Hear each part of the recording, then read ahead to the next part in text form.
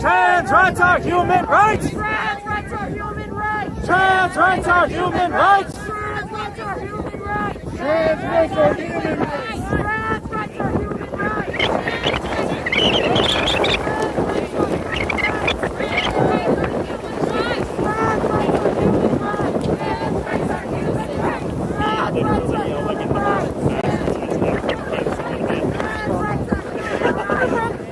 Literally.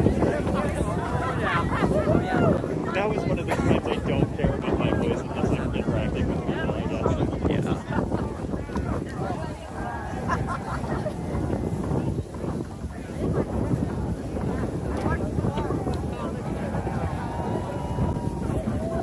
Someone's spinning.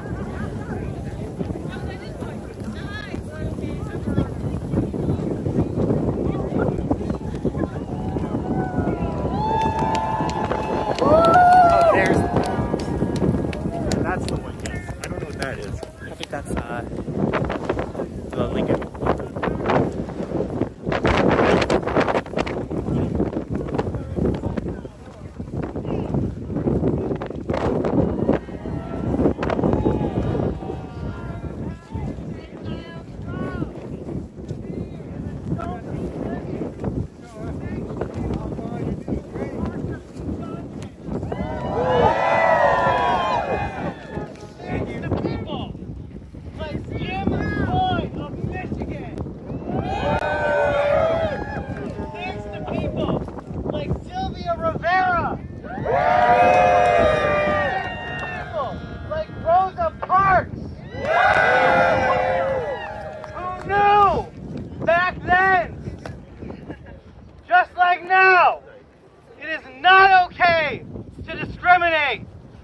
On someone's appearance, disability,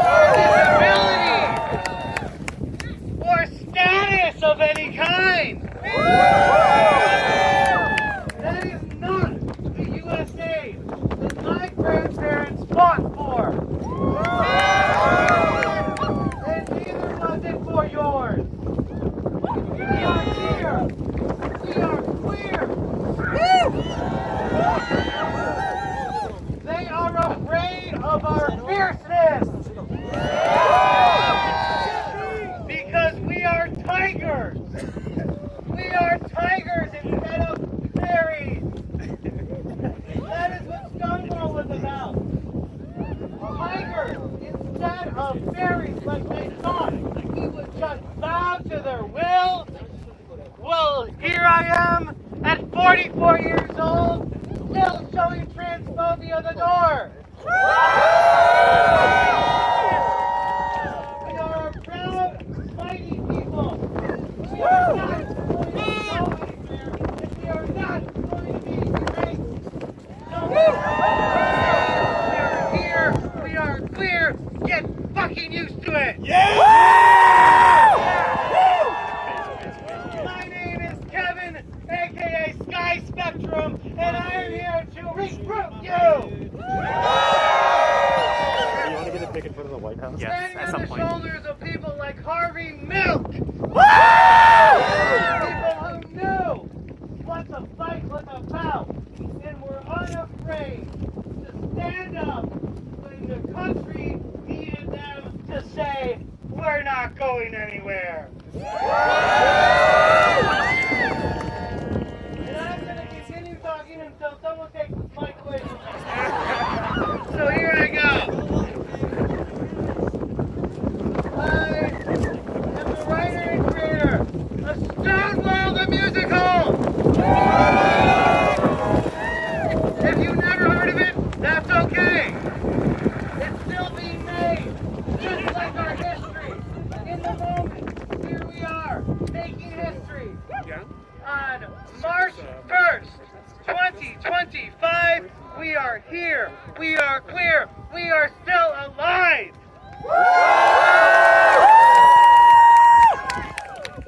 We are here to take a stand against fascism and dictators. And nobody in all the world, no dictator that is or was, is ever gonna bring me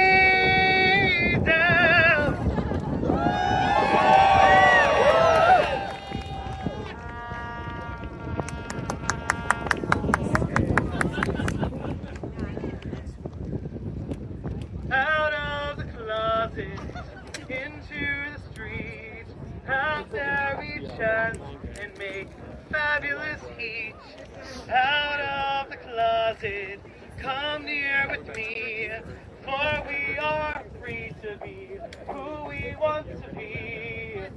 So come join me.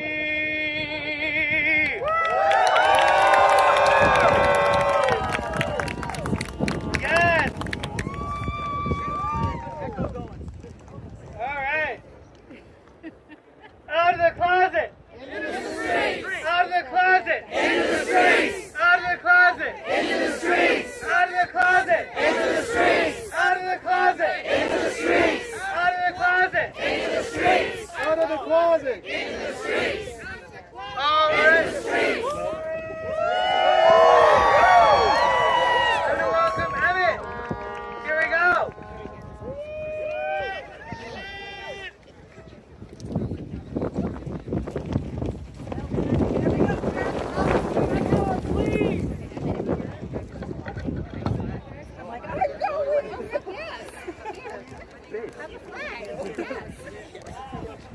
We can't blow us away any more than that. The administration can take us down.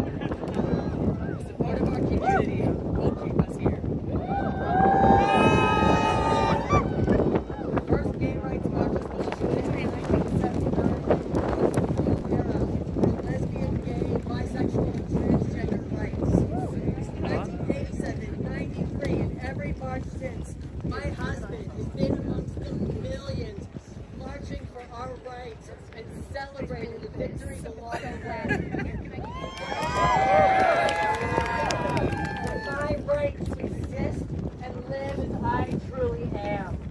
I am proud to be a husband and to call him mine. This fight is far from over.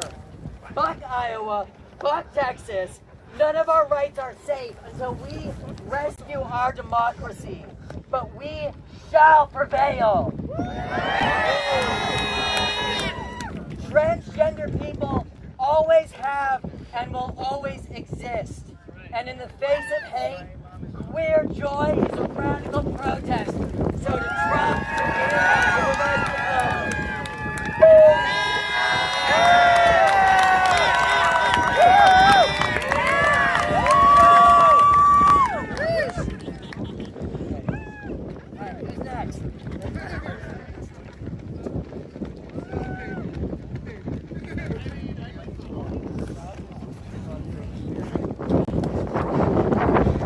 Want to hold this?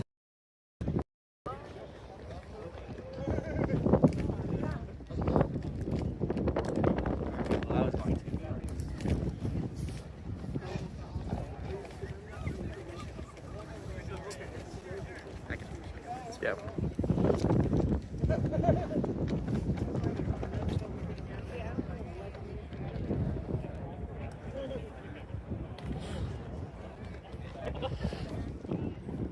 The part where I try to do my best to come up with stuff to say on the fly, and I'm told that I'm not.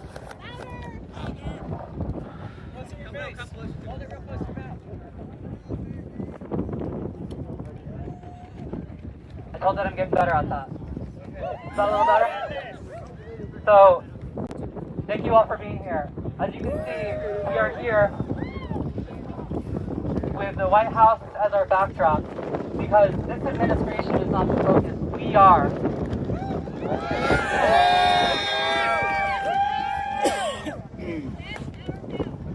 We have asked many of you to do what you can to write something, to speak here. And for those of you that came with speeches, for those of you that came with your voices, the feelings in your heart, the fear, the worry, but also the love, please, we ask for you to line up to my left here, and we will happily take your voices here on this horn.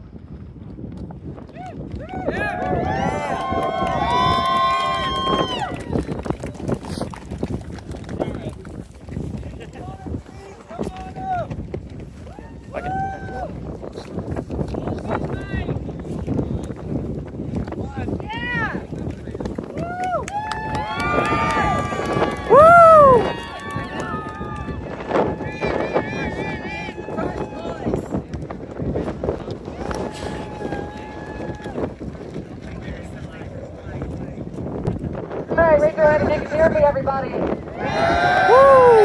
Hello, everybody. My name is Jana, and believe it or not, contrary to popular belief, I am not a fraud. I am a trans woman.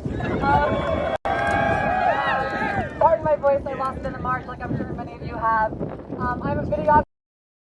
If you have paid any amount of money for your trans health care, I want you to raise your hand right now, loud and proud. For needles, for medication, for surgery, for anything. Alright, congratulations, you, just like me, have paid the transgender tax. Now, if you are tired of paying the transgender tax, raise your hand again. That's right. On the other side, because the White House will be in the back, and then the sun will be in the... Yep, hold on. I'm gonna go around the back. There is no universal health care without trans health care.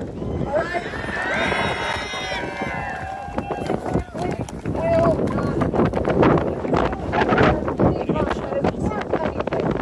Without trans health care being included. All the people out there, I mean the cis people, who are receiving gender affirming care, who don't realize they're receiving gender affirming care, help us wake them up.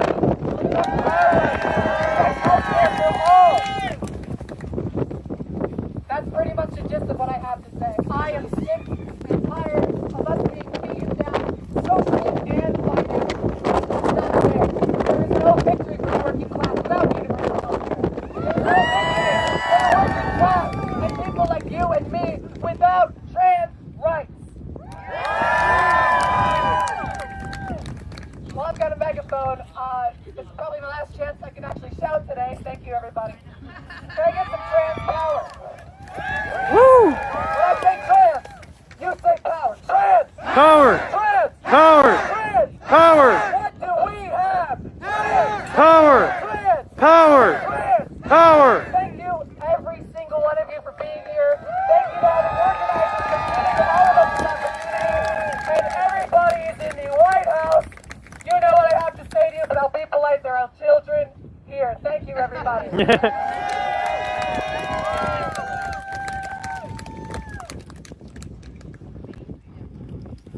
Hang on. Okay. Hello. How are you doing today? Woo! Maybe wondering who I am. It doesn't matter what my name is. I am your neighbor. I am your friend. I am your city council member. Whoever I am, you need to empower and hold everybody accountable to support our cause. We have so many enemies sitting right over there in the White House that we need to activate and actually accomplish the goal of organizing our communities. We need to make sure that we are involved in all of our local orgs. Everybody here, you did a great job. I want you to do one thing for me. I want you to go home and ask 2 people that weren't here today, why not? Woo! That's it. I really don't have much for you.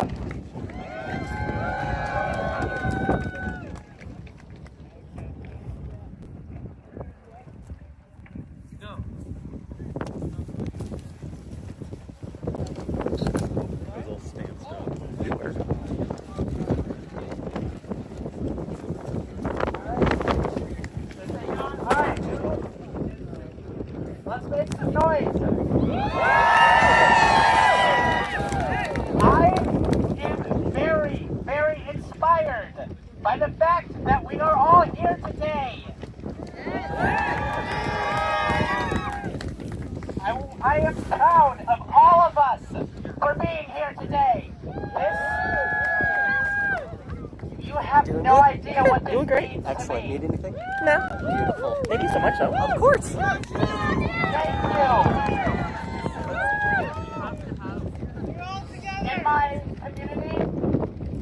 In my community, I want to say that in the past may have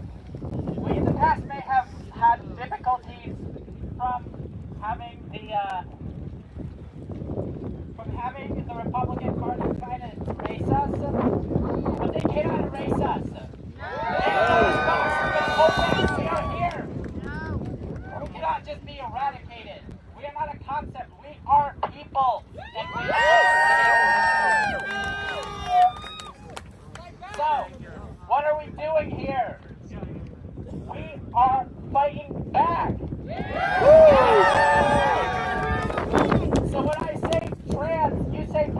Trans power! Trans power! Trans power! Trans power! Thank you so much. You're inspiring me. Because you are all beautiful.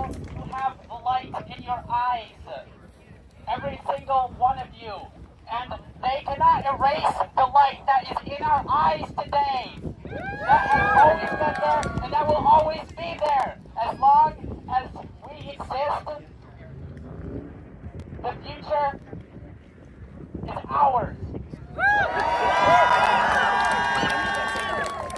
So, once again, when I say trans, you say power. Trans! Power! Trans! Power! Trans! Power! Thank you! You're welcome!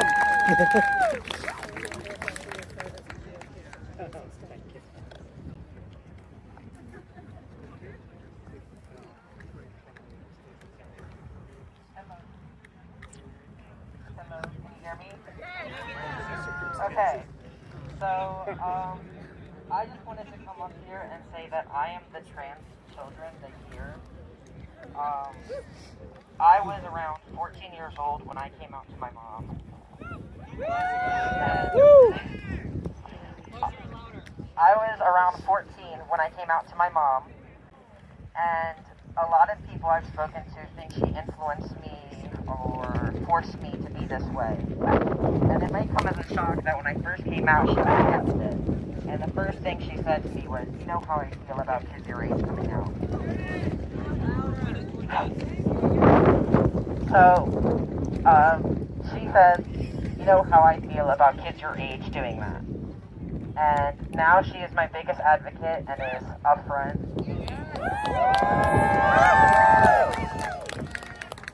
I have gotten hormone treatment when I was a minor. I am an adult now. And a lot of people like Nancy Mace, these people who are making false claims about gender-affirming care for minors are hurting the community.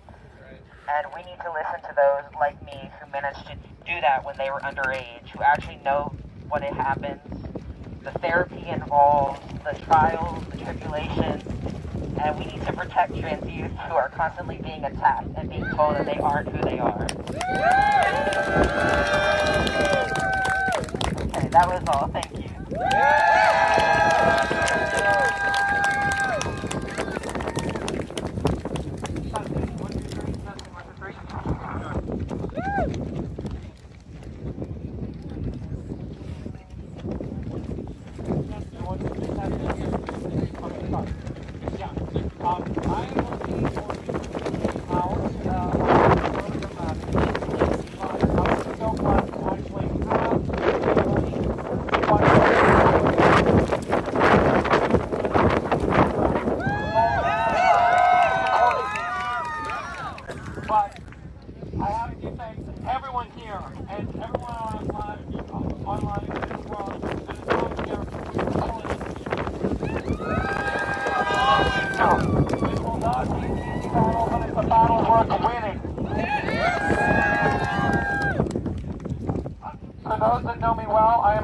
I'm a big fan of both Frozen and Neverending Story, so our opposition is being controlled by the nothing.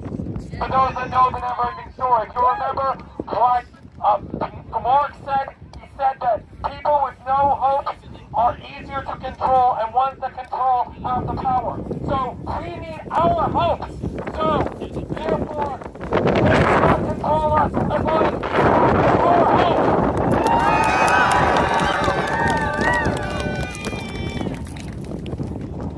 Remember also, Bastion didn't find out till the end that he was always there for them. But the Empress knew. If you remember, he had to give the Empress a new name, just like she needed our new names.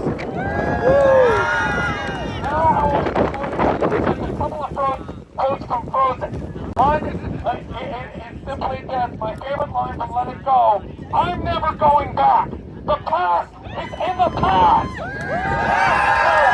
not going back! The past is in the past!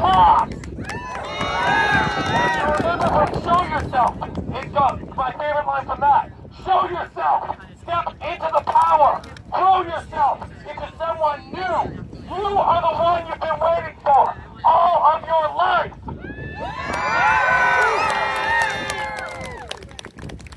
Ever since I started my HRT, I've finally learned to love myself. And I think I'm going to conclude this off to the next person now, but thank you, everyone, and especially thanks to my wife, even though she's not here, for accepting me for who I am, as well as my sister, the lady in the polka dot dress holding my flag. Thank you.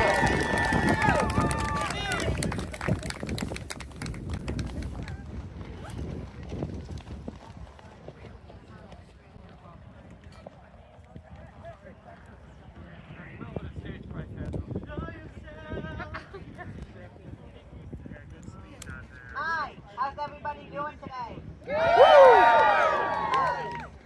I'd like to vote for the suffragettes movement today and say, deeds, not words. Deeds, not words. Deeds, not words. Deeds, not words. Deeds, not words. Deeds, not words. Deeds, not words. Deeds, not words. Deeds, not words. Deeds, not words.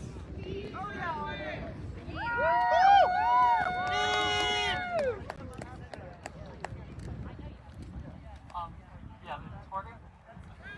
So, I would just like to start this by thanking everybody who is here. Closer! I would like to thank everybody who is here personally, and everybody who organized this event here. Being here and having this community is something that cannot be understated. It's just so magical seeing everybody here tell their story and uplift everybody.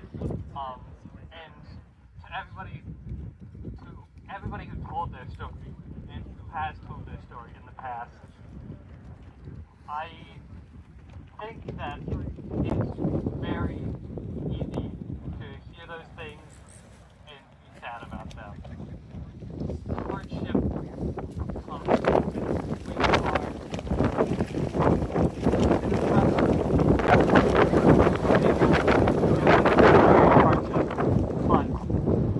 I think it's important to realize just how beautiful, just how handsome, just how gorgeous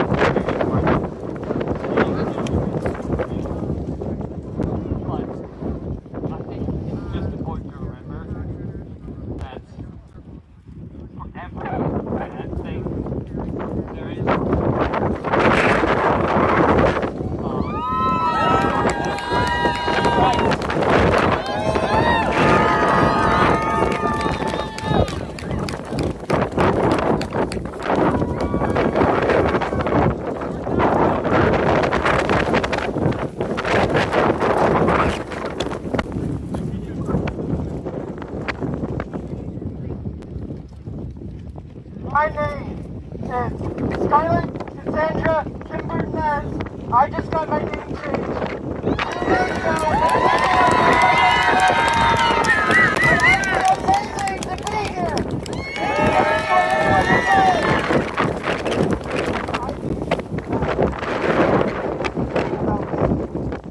I realize everybody on the field, every office of government, agency, everything, city council, everybody needs to run.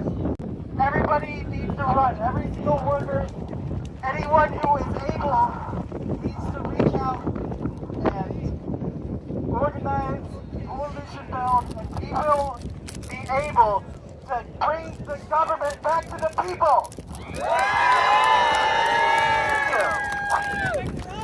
Damn right! Let's go, Cass! Let's go!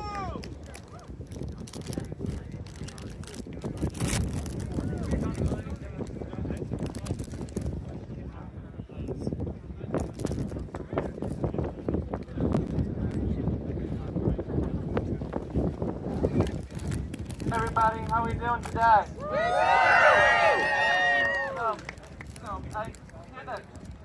Oftentimes when I talk about being trans, I use the metaphor of trying to navigate a minefield. But knowing the minefield isn't always as straight as it's done. You feel a lot safer, kind of unsure and kind of step and kind of dig and worry you're going to step on a mine every second. But I prefer the other route, which is very visible, very loud, which is sending in the mine cloud across the minefield. So, whenever I do a job interview, whenever I meet a person for the first time or something, I don't try to pass or anything. I just tell them right out that I'm trans. And yeah, sure, that makes it harder to find jobs. That makes it harder to find people willing to hang out with me at first. But in the long run, I end up surrounded by people who support trans rights, who aren't going to discriminate against me. So I find that oftentimes counterintuitively, being visible is safer than hiding in the closet. And being out here, while a lot of certain reduction like this involves a degree of risk, I think our community is the safest if it is as visible as possible. So like I said, we gotta send in the mine cloud, be loud, and then we can cross the minefield much more easily. Human rights.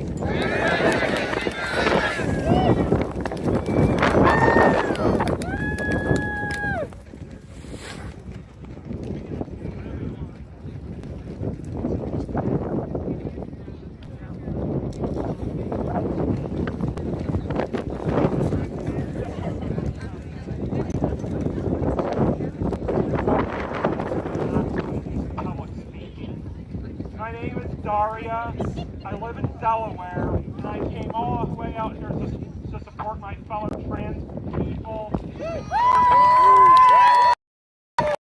You here today, I am fed up with these fascist heretics poisoning their government with their hateful gospel.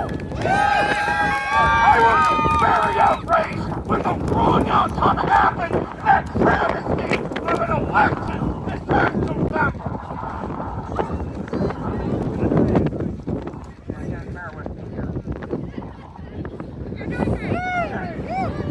I come here as a trans woman, a daughter, a granddaughter, a sister, a cousin, a lover, a pharmacy technician. And I will not put up with any goddamn attacks on me or other trans people's health care. These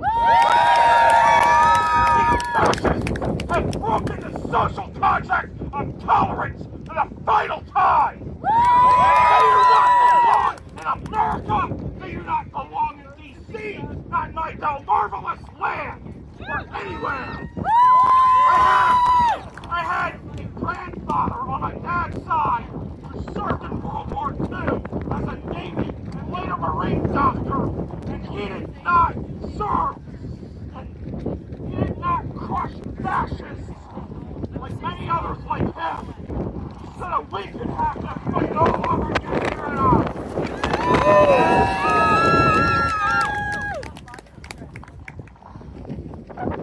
So when I say trans, don't say power. Trans! Trans! Trans! When I say HRT, you say over the counter and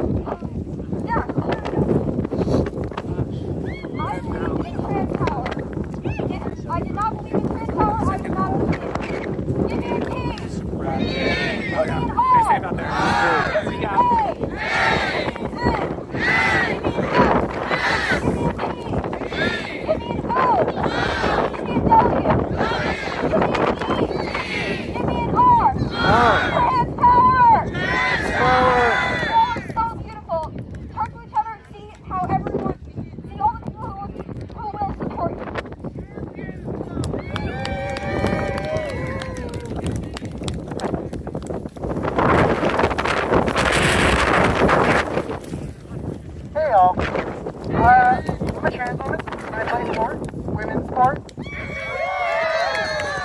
I've been playing sports my whole life. I played soccer for 10 years. I've played pickup basketball. I've played football. I've played baseball. Now I play rugby. And sports is such a huge part of my community and a huge part of who I am now. And I think taking that away from kids is unconscionable.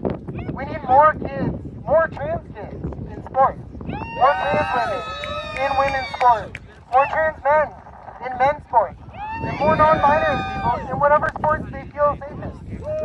Sports is such a huge part of our culture, such a huge part of our society, and we need more trans people in sports. Thank you so much. Yeah, thank you.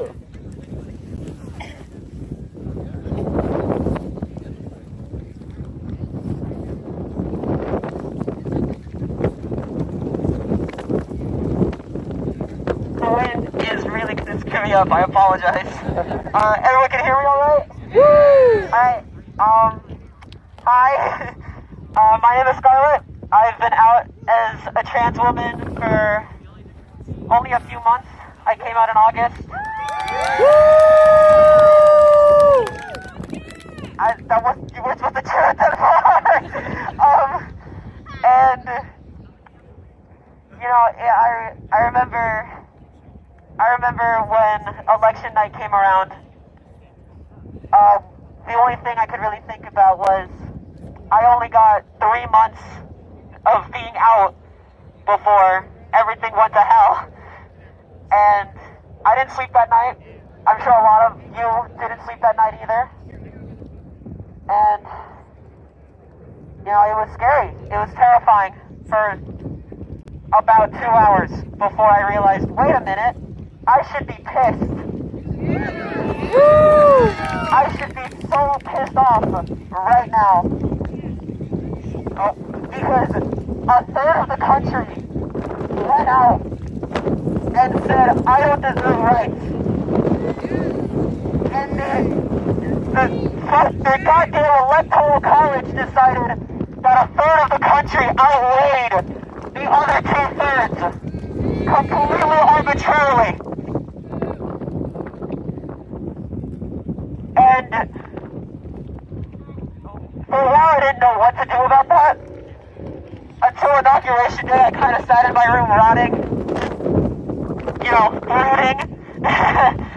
and then I think most of us went to the People's March in January. Yeah, I'm glad that wasn't just me. And I realized then that the fight isn't over just because he's in office. As long as we're alive, this fight doesn't end. In their rush to glorify the Latin phrases that this country supposedly lives up to, they forgot one of the most valuable ones. Vox Populi, Vox Dei. The voice of the people is the voice of God. Woo! So I say to you, never bend, never buckle, go out and fight, no matter what they do.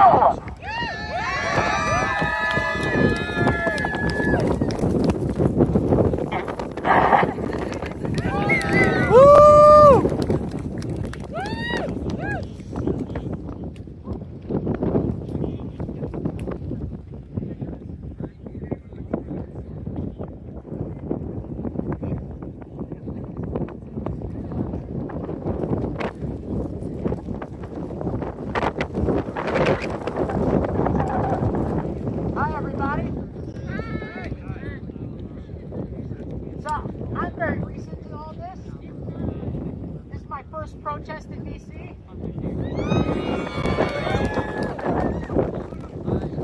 I know that all of you are probably scared, either for yourself, your friends, your family. And I just want to say, everyone who's here, marching right now,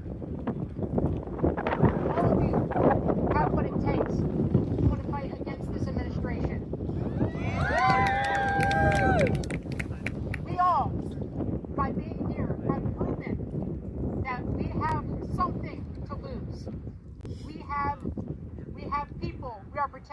ourselves, others, our allies?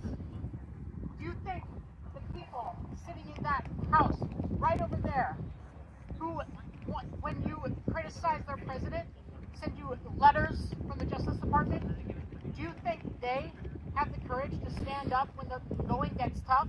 No.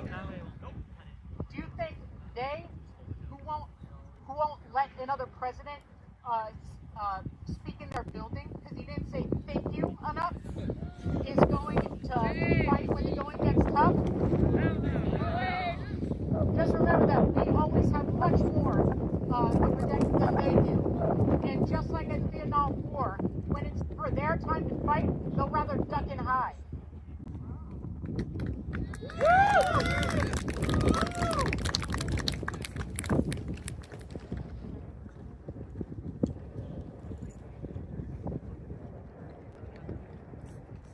Can y'all hear me? Yeah! Thank you. I want to make a quick moment and just point out, fight at a local level too, right? If you live in Loudoun County, Fairfax County, Alexandria, Arlington, the Department of Education has opened a so-called investigation into the way that we treat our LGBT youth. Go to your city council meetings. Go to your school board meetings. Do not let them give an inch. They will take a mile if you do. Go! Fight on a local level. When I say trans, you say power. Trans! Power! Trans! Power! Trans! Power! Thank you! Woo!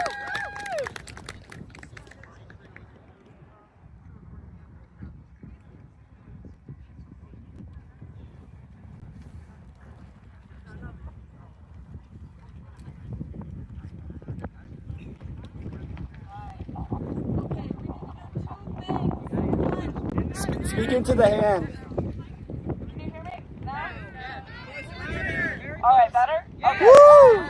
Two things. One, we need to show these people who we are. Half of America voted against our rights. We need to show these people that we are siblings, we are parents, we are lawyers, teachers, medical professionals. It's harder to vote against people's rights when you know who people are. So talk to your neighbor. If you feel safe, if you feel able, have these hard conversations.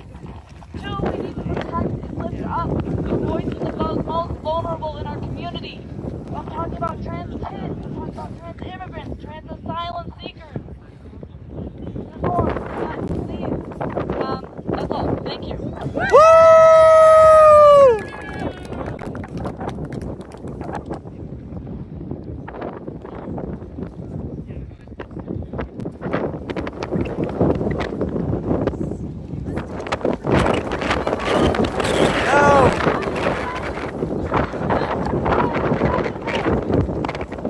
I almost didn't come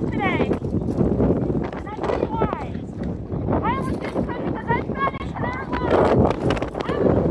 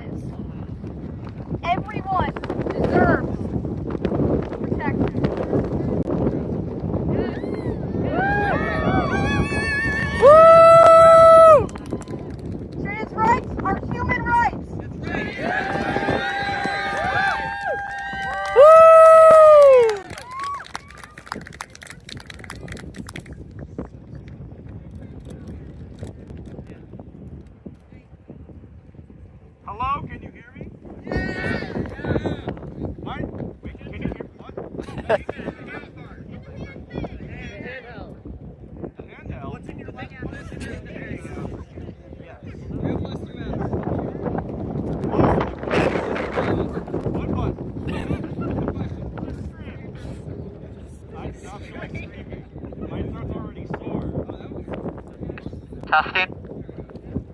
It works, right? Yeah!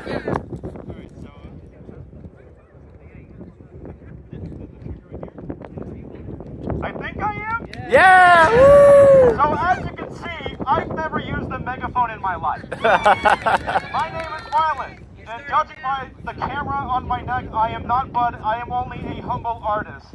This is my first rally, my first community sort of thing.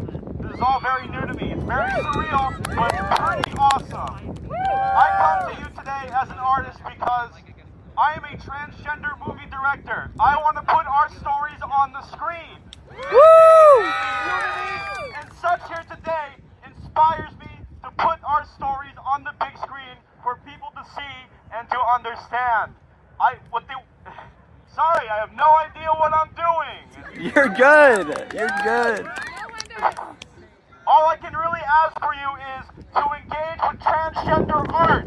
I want you to watch transgender movies. I want you to listen to transgender music. I want you to listen to transgender literature. There are great trans movies out there for you to watch and to show you that our stories won't be silenced. The image of us will live on forever. Images are forever. Take pictures of yourselves because images will never die. Watch a movie called I Saw the TV Glow. That's a good trans movie. Paris is Burning. That's a good trans movie. Don't watch Amelia Perez. That's a bad trans movie. All I really ask for you is please support your transgender artists. Yes. We're really struggling out here and we want our voices to be known. Once again, engage with transgender art because art is immortal.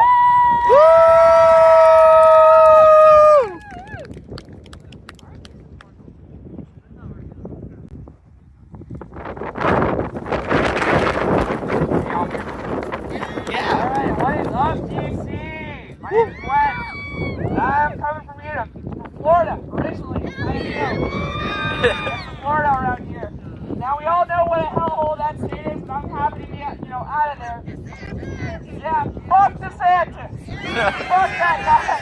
We hate him there so much. But trust me, I got plenty of trans friends who are trying to escape there. All I really have to say is, don't abandon the South in terms of your, activism and everything and your actions and everything. Yes. There's a lot of good people down there, a lot of good queer people, and they need your help. Okay? Do whatever you can, no matter how small it is. We're talking about, funneling trans people up to the north from the south. I know people who are literally grabbing their cars and going down south and pulling people up. You can do anything for that, or just, hold space for someone in the south, grieving over the loss of their rights, grieving over living under fucking DeSantis and his ilk. Again, fuck that guy. Yes. Another thing, don't let anyone tell you what you can and can't do. You're a woman, or I'm a university general. I work in space. I'm thoroughly mechanics. Alright? You can do it. You can be seen. Everyone thinks they're very awesome. There are plenty of us. I know many trans sisters who are actively engaged and doing it in their own time. You can do anything you want. Okay? Never forget that. Alright? And never forget that we will survive this administration, but we have to work. We have to band together because we are stronger together. Thank you.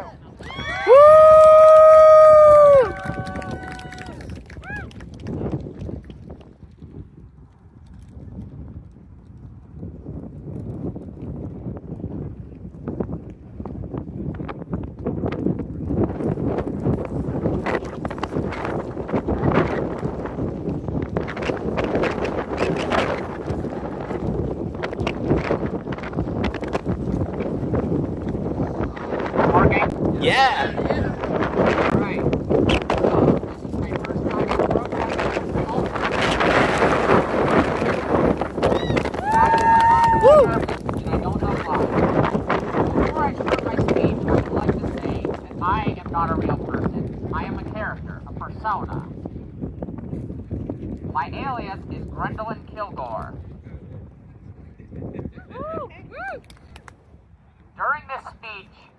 be holding up this sign against the resistance of the wind, just like this country wants to push me down over and over. But I will not let this sign fall. I'll start with something a bit personal. The night before the inauguration,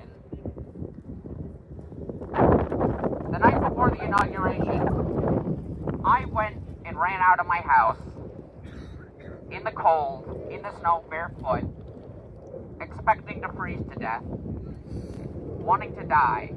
But my mother came out and helped me.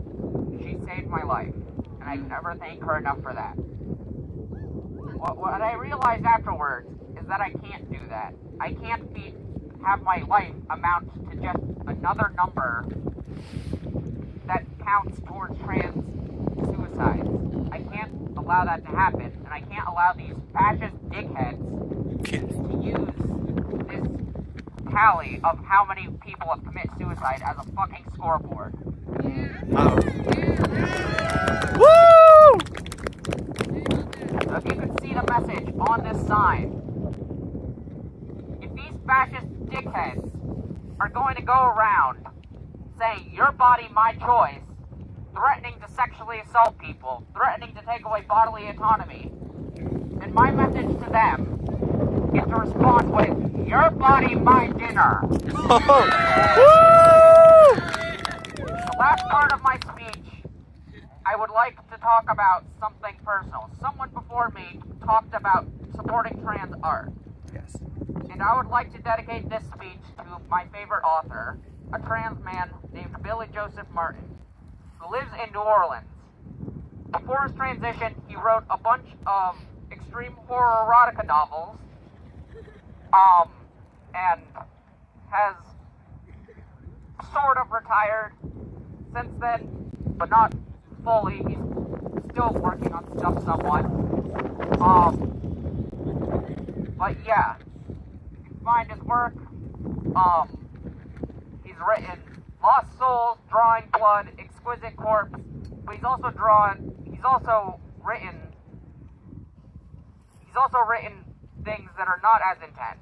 The Liquor series, about two gay men who run a restaurant. That is all.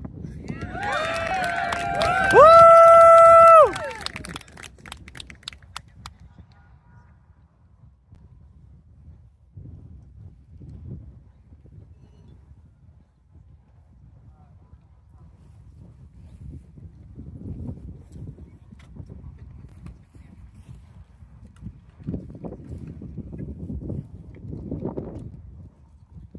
Hi guys, is it working? I wrote this down on my Hi, my name's Cal. I'm a high school student, and I'm so tired. I am so fucking tired. I am exhausted. I am scared. I am incredibly saddened. But you know what else? I'm angry. I'm angry at the politicians who are trying to take away my rights, take away our rights. I'm angry at the people who voted them in office, and the people who just sat there and let it happen. We are here. We are not going anywhere. We have always been here, and we will always be here. Stand up. Write to your representatives. Go to protest. Vote. Support your neighbors. If we stand together, we will stay standing. Help yourselves, help each other, and remember, trans power!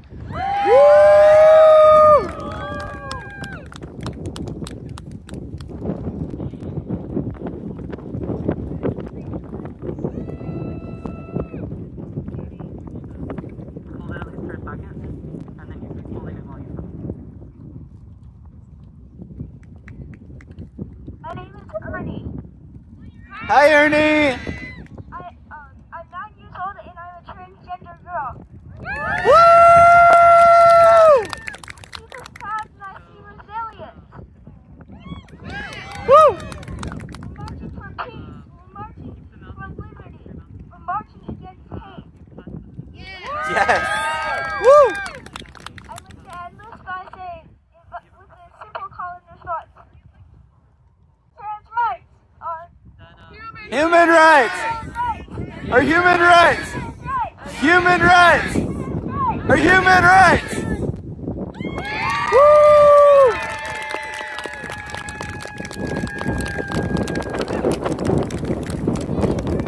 I came out to myself in October. On November 5th, when I got elected, that night I had a choice. I could either hide or I could make it as hard to the people in that house as possible. I ordered my own hormones with Bitcoin on the internet. To everyone watching at home, you can too. There is also, on March 25th, there's a hearing on passports. If you do not have a passport and you want one, there may be an injunction allowing you to get a passport under the old rules. I'm not sure if that will happen, but if it does, be ready. Yeah. So, I'm practicing medicine without a license. I'm going to keep doing it. Put me in jail. I will have it in my system for several months. Good luck. Woo!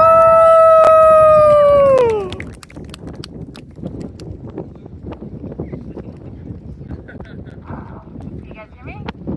Yeah. My name is Smith. I am a mom of a trans person who I am very, very, very proud of.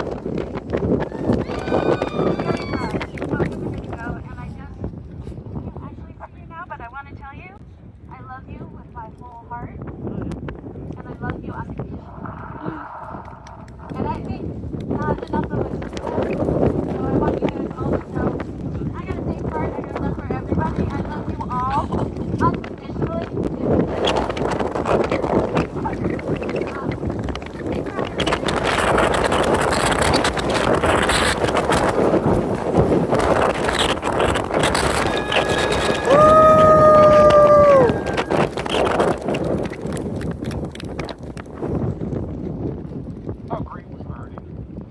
So good. My name is Skye. My nephew Chris.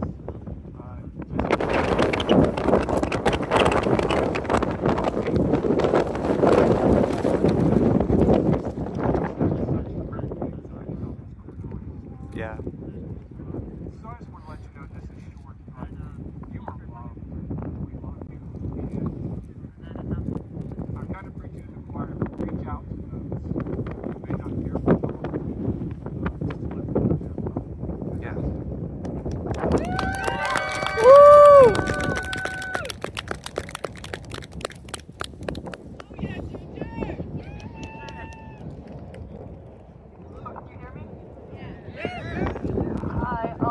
I go to school in town.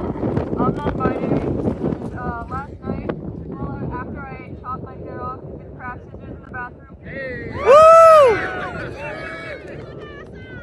I was thinking, I'm pondering, it's March, like it's March 2025. That's kind of insane. This is the year I graduated. And 2 years ago in March, I came out, and best decision of my life. I want to shout out trans people of color. I'm Asian, if you can't tell. And everyone who came out here today, I want to shout out my friends because they're really cool. Yeah, I am here today, and I was here at the People's March, and I was here at the Gender Liberation March, and at DC Pride before that. Keep pulling up, trans rights.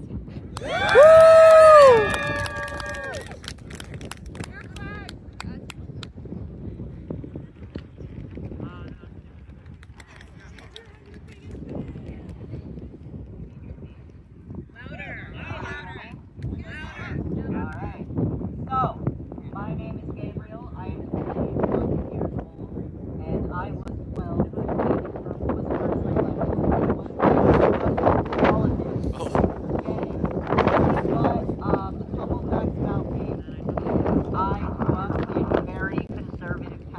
I grew up in the preacher's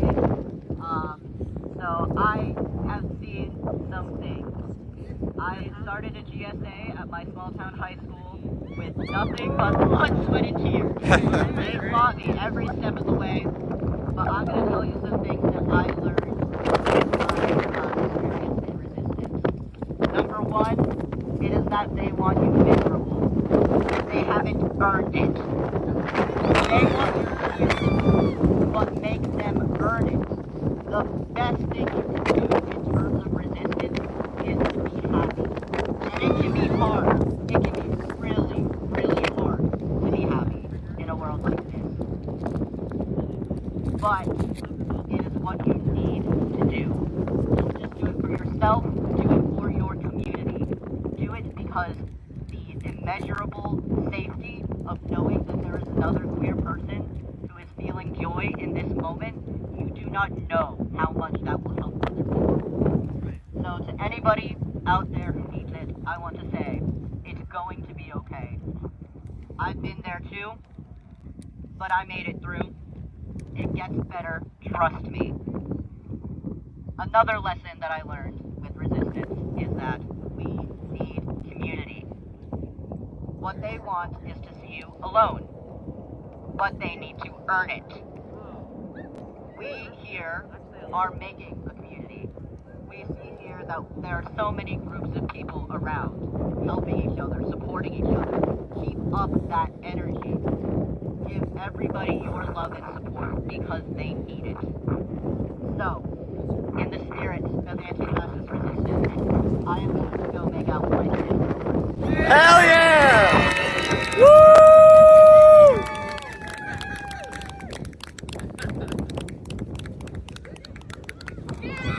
Yeah!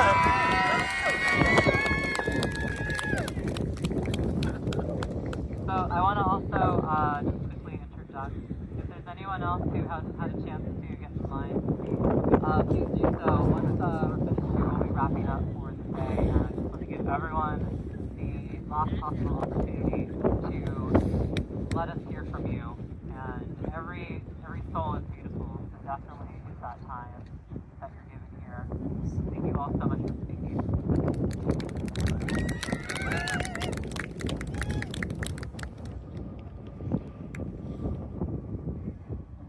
Hello, my name is Rhodes. I'm a trans woman. I live here in D.C. Woo! America is falling apart. You can see it. You all can see it. We're an empire in free fall. And however you might feel about that, it's getting dangerous for people like us. I grew up here. I've been going to protests since I was 11 years old. And I've seen bigger crowds, I've seen louder crowds, but I think you guys are my favorite crowd. Now, you got fascists ever closer than they've gotten even before in America, and that's saying something, because fascists have been very close to the seat of power a few times. They're right there in the White House. They want to kill all of us. Don't make any mistakes about that.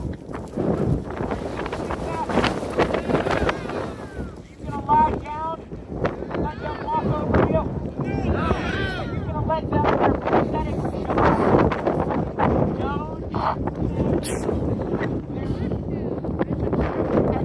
Humor as they walk on our civil rights, are you going to let that stop you? No!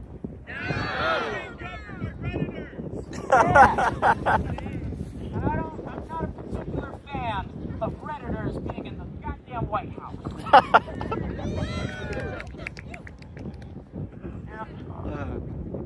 It's important to recognize the people that have fallen already in our fight. We can't let their lives be in vain. And we're not gonna. I want to hear you say trans lives matter. There you go. As we fight not just for trans lives, but for trans joy, trans liberation.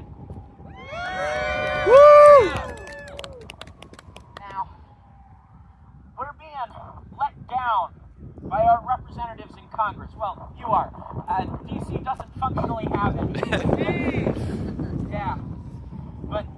all being let down by your representatives, these Democrats. They aren't fighting for democracy. They're not fighting for anything. They're laying down. They're letting these Republicans walk over them, kick them out of their offices. They need to fight. And what you all need to do, in addition to all of the things that you are already doing, though it is a lot of work, you need to harass your representatives in Congress. You need to make them fight for you.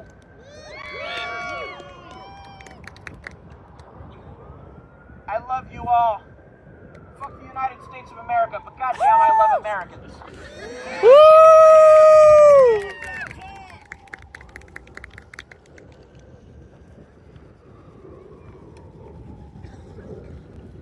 Good afternoon, everybody. Good afternoon. Let's see, I want to cover two different things very quickly. First is fascism.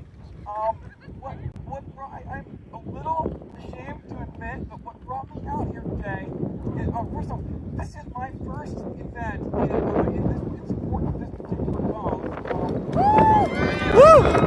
Reaction. For you guys, this is my first one. And what brought me out here today is, I'm ashamed to admit, not someone in particular dedicated to this cause, but a general opposition to fascism.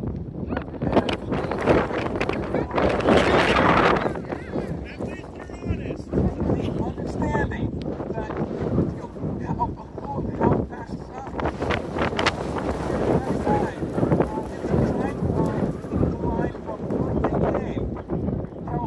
How fascists operate. They cut out a group they think they can marginalize, turn other people against, and then once they make them powerless or otherwise imprison them, eradicate them, then they turn to the next group. And then as the poem goes, right there, they got the sign up right there. Yeah. So I am not consider myself part of this group, but I'm here to stand with you against fascism. Secondly, if anyone has the time over here in DC, I recommend that you go over to the Holocaust Museum and go outside the wall. They do, it's pretty graphic, I will say, but they do also cover how fascism works and how it operates. That's that one. It is very hard to find information on any of these protests. I was out here on the 17th for 5051. There was another one, I think it was the 50 state capitals. These are very specifically looking for this. Mainstream media and the corporate media is actively trying to ignore and suppress. It's kind of hard to do that when you shut down Pennsylvania Avenue. At it! Yeah! Woo! It makes it impossible to ignore. Thank you. Woo!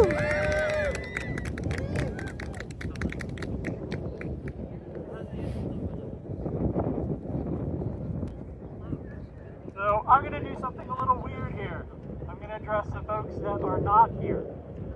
Specifically, those cis straight folks that just give their silent agreement or that basically passive acceptance or passive support. We need more than passive support right now. That's how they win. We can stay home. We can change our Facebook status. Getting out here, actually marching, getting into a town hall, finding a school board meeting, something, anywhere. That's how change happens. So to those cis folks that aren't here for whatever reason, we need you to actually get out and do something. Do something. Thank you.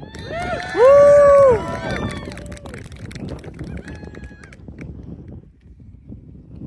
Hello. Hi. I'll try to keep this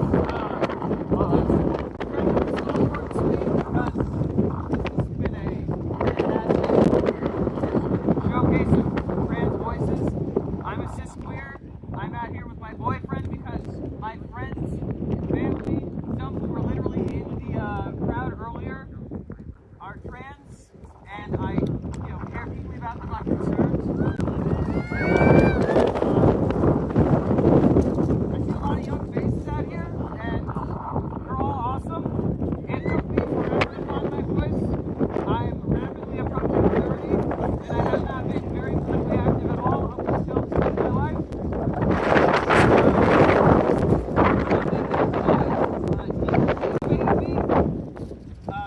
During marriage equality passed while I was in high school, so I had just enough time to experience sort of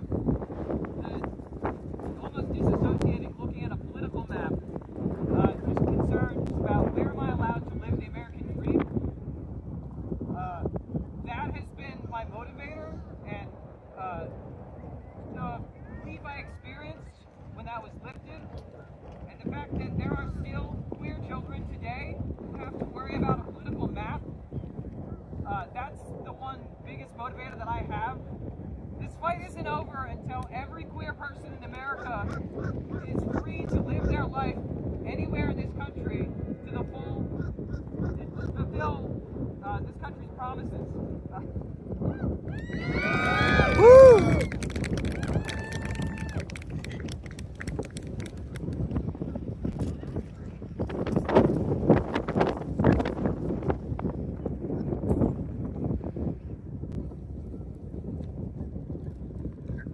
Right, test. All right.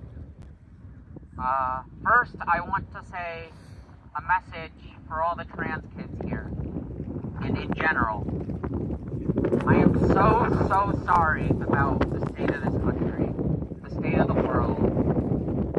None of you should have to worry about any of this crap. You should be allowed to be whoever you want. That's what they teach us when we're little. That you can be whatever you want to be. Yet they don't let us be who we want to be. And I want you to know, every one of you personally, not just the kids, every trans person, that we all have each other's back. But especially the trans kids. We support you. We want you to have the best life possible. We want you to have the best life possible. Wanted to make that more personal, I want you to know that we care, and we will do everything in our power to protect you and give you the best, happiest life imaginable.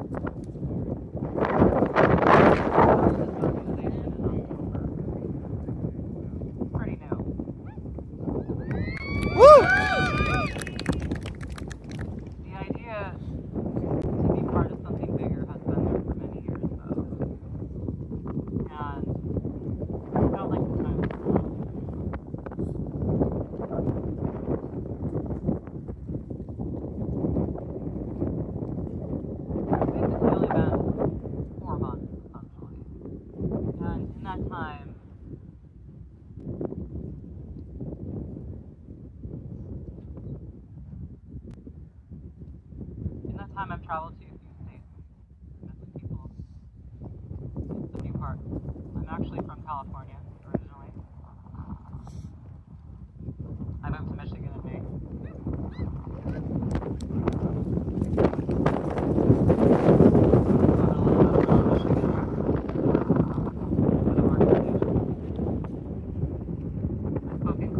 Ohio on January 30th. And I met with wonderful people in Ohio. Staying under the line. So much going on.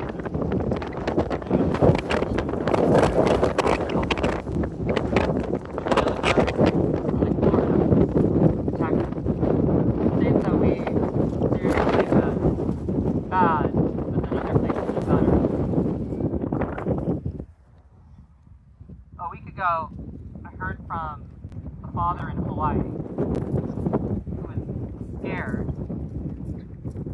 for his daughter because they had people roll through wearing those hats, saying those words, and as a father, he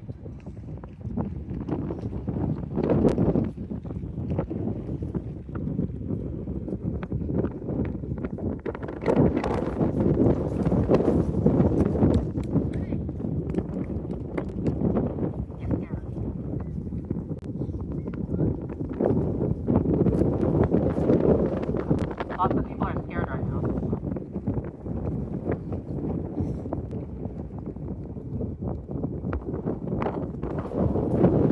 Worth reminding us all,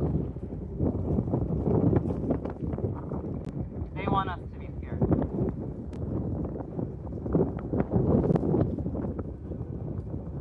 They want us to feel beaten because they know that we're stronger than they make us out to be. And they want us to do the work for them, to let ourselves fall. And they know that those who have made it out will not allow that.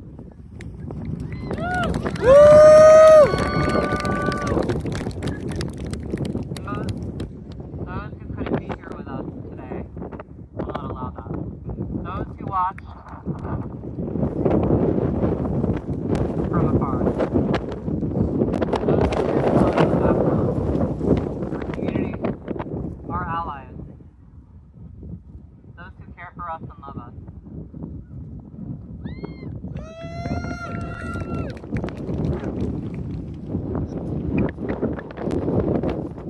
They can see that this is an atrocity. They will stand with us in solidarity.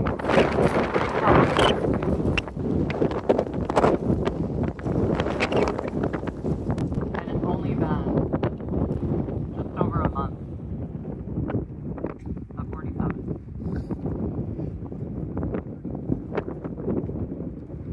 What we need for the next 4 years is engagement. Just like this. We need people to mobilize where they are at. Those of you who are traveling, think about the problems where you are from. Those who are traveling from less safe states, less safe cities, we see you, and we are here for you. Those of you who are watching what is unfolding in other parts of the country, know that you have so much power in you to get involved. Because this community is.